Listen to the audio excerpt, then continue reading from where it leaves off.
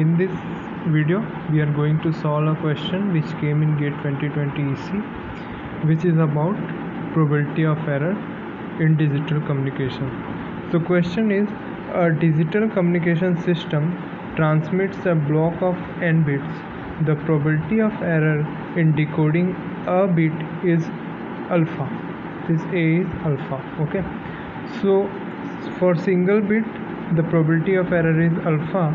The error event of each bit is independent of the error events of the other bits.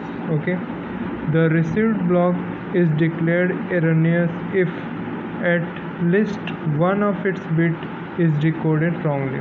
Okay, if at least one bit is detected wrongly, then the received block will be errorful.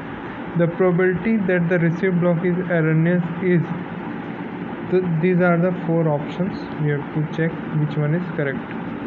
So we know that if at least one bit is detected wrongly, the whole block will be wrong.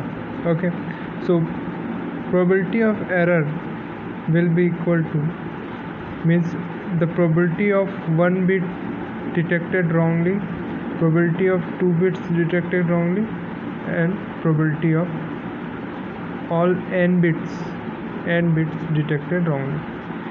Okay, we can say this we can say that this will be equal to 1 minus probability of 0 bits detected wrongly. Okay, because there are n bits, there may be n plus 1 possibility.